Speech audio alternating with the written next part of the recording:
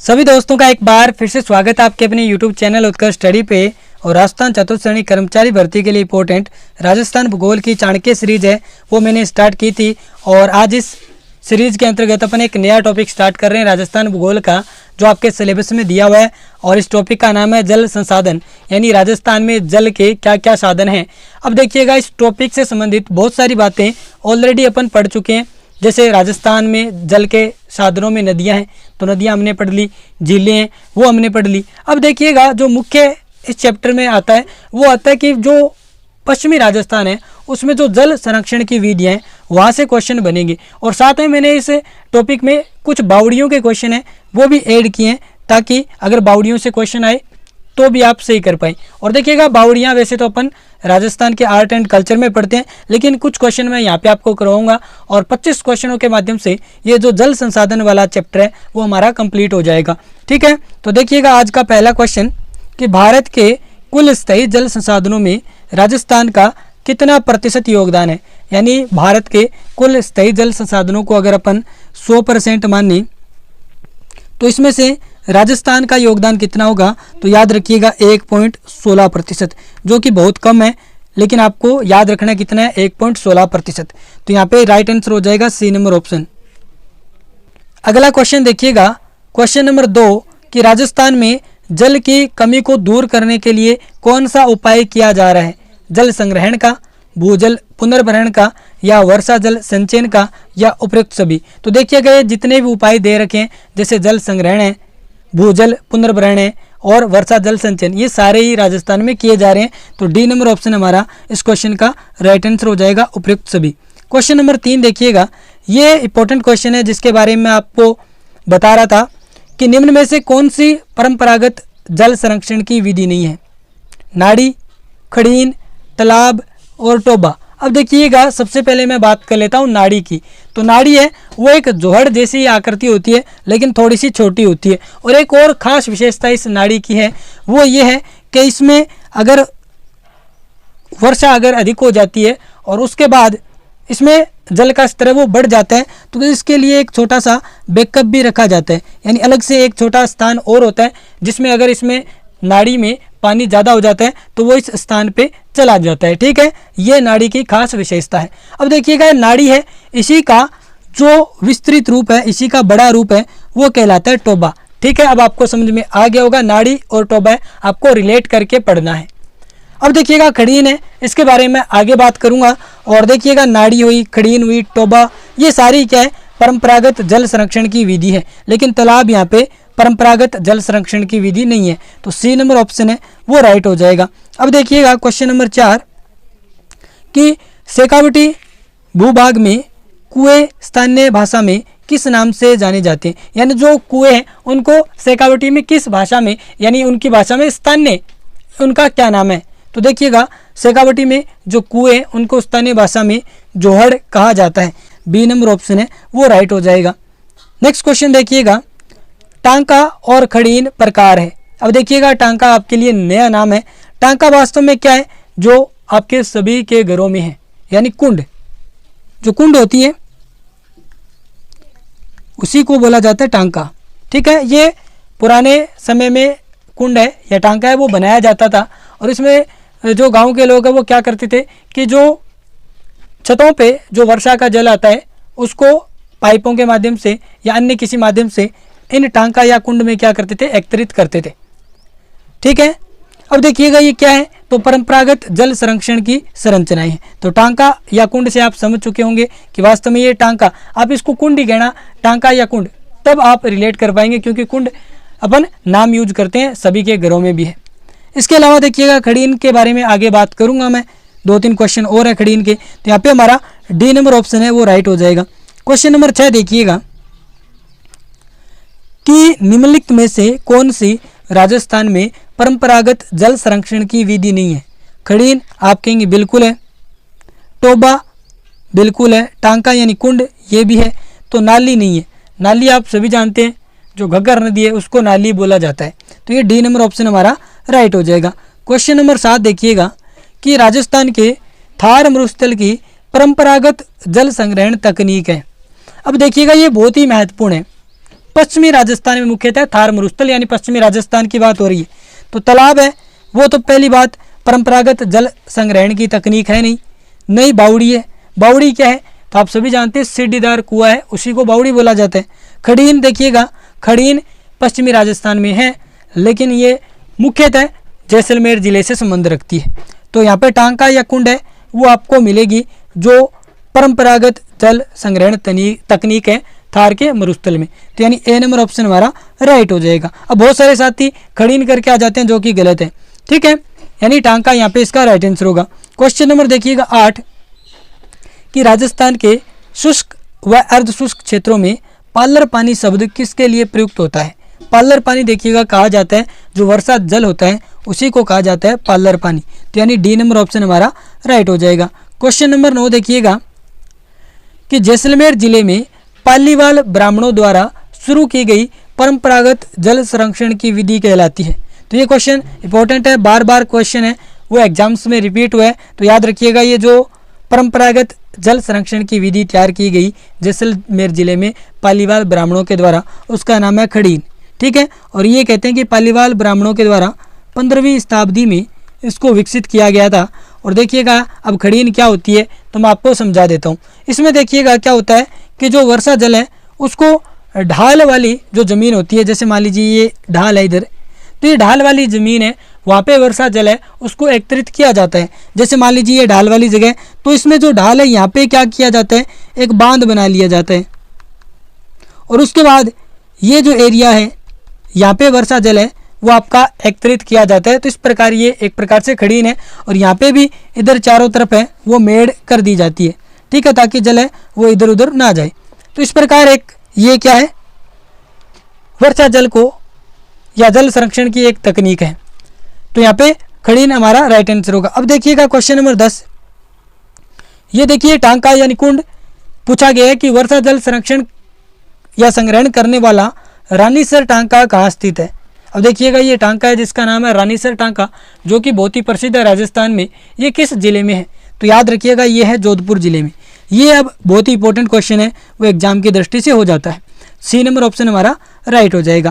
Question number 11 देखिएगा कि राजस्थान के किस जिले में खड़ीन जल संरक्षण की प्रचलित विधि है। तो ये अब आप आराम से बता सकते हैं जैसलमेर। तो सी नंबर ऑप्शन है वो राइट हो जाएगा। क्वेश्चन नंबर 12 देखिएगा कि निम्नलिखित में से कौन सी जल संरक्षण की विधि नहीं है। अब देखिएगा जल संरक्षण है वो अपन कई तरीकों से करते हैं, जैसे वर्षा जल है उसका संग्रहण करते हैं। इसके अलावा भूजल दोहन, क्या अपन भूजल दोहन करते हैं, यानी मान लो अपन जो अंडरग्राउंड वाटर है उसका दोहन कर रहे हैं, तो क्या ये जल संरक्षण की विधि हुई, आप कहेंगे नहीं। तो ये हमारा राइट आंसर है। सिंचाई क्षमता का विकास करना ये जल संरक्षण की विधि है और जल के दुरुपयोग को रोकना ये भी जल संरक्षण की विधि है। लेकिन भूजल का दोहन करना ये जल संरक्षण की विधि नहीं है, ये तो जल की बर्बादी हुई। क्वेश्चन नंबर 3 देखिएगा, खड़ीन मिलते हैं। अब ये आराम से आप बता सकते हो, खड़ीन मिलते हैं राजस्थान में और राजस्थान में भी मरुस्थलीय क्षेत्रों में यानी पश्चिमी राजस्थान में।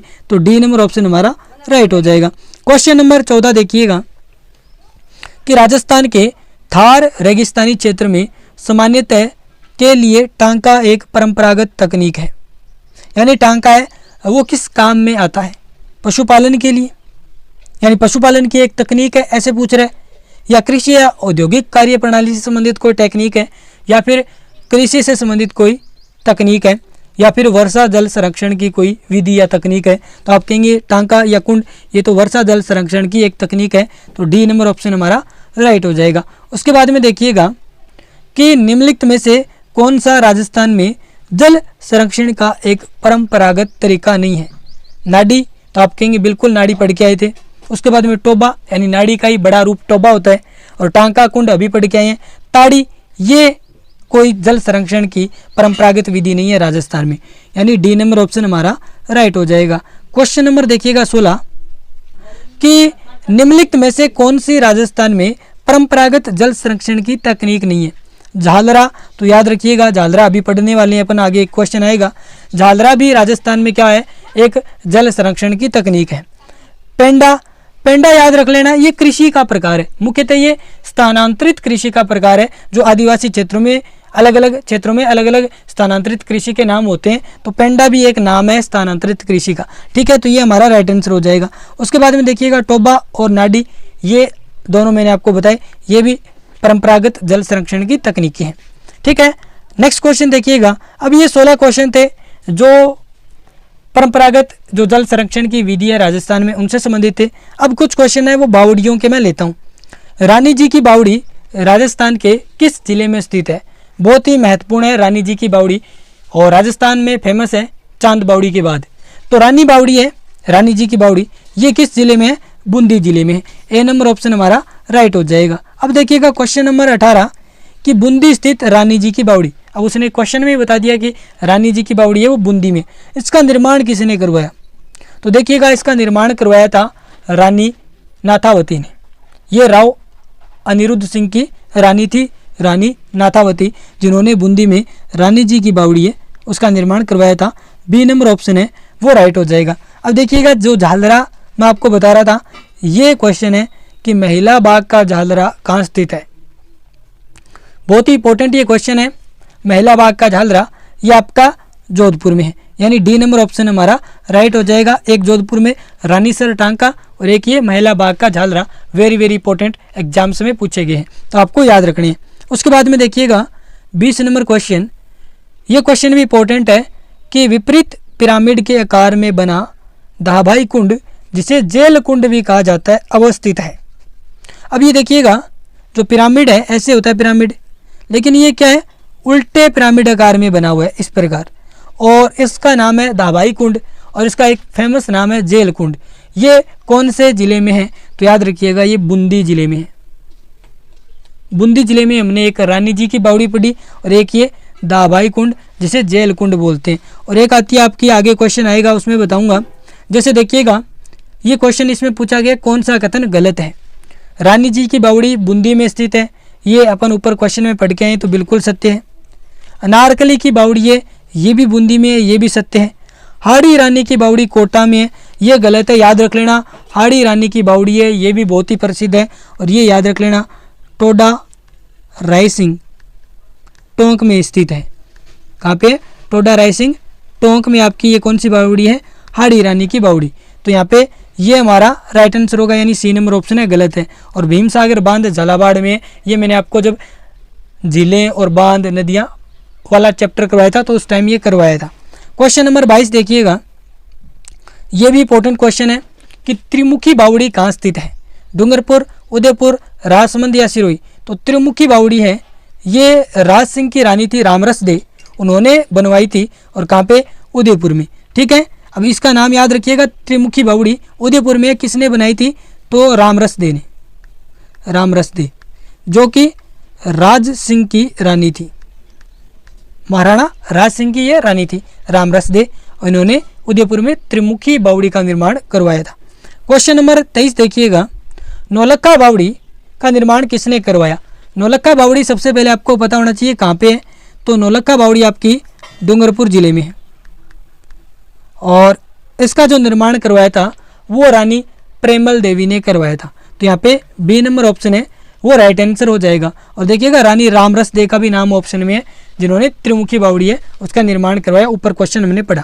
क्वेश्चन नंबर 24 देखिएगा, मेड़तनी की या मेड़तनी जी की बावड़ी है वो स्थित है। ये बहुत ही इंपॉर्टेंट क्वेश्चन है। मेड़तनी जी की जो बावड़ी है वो याद रखिएगा झुंझुनू जिले में स्थित है। बी नंबर ऑप्शन है वो हमारा राइट होगा, यानी कौन सा option? B number option right होगा। और आज का अंतिम क्वेश्चन देखिएगा, वेरी वेरी इंपॉर्टेंट क्वेश्चन है। अबानेरी दौसा की जो चांद बावड़ी है उससे संबंधित क्वेश्चन है, और इसके बारे में पूछा गया कौन सा विकल्प सही है। पहला कथन, यहाँ निर्मित हर्षद माता मंदिर प्रतिहारों के सामंत चौहानों ने बनवाया था। तो देखिएगा सबसे महत्वपूर्ण बात याद रखिएगा, जो अबानेरी दौसा की ये चांद बावड़ी है इसके किनारे हर्षद माता मंदिर है वो बना हुआ है, और ये मंदिर बनवाया था प्रतिहारों के सामंत चौहानों ने। तो पहला कथन है वो बिल्कुल सत्य है। दूसरा कथन, अबानेरी में चांद बावड़ी विश्व प्रसिद्ध है यहाँ पे, तो आप कहेंगे ये बिल्कुल सत्य है, ये भी। अब तीसरा कथन है यहाँ पिपलाद माता का मंदिर प्रसिद्ध है, ये गलत है। यहाँ पे हर्षद माता का मंदिर है वो फेमस है। तो यहाँ पे हमारा राइट आंसर होगा 1 और 2।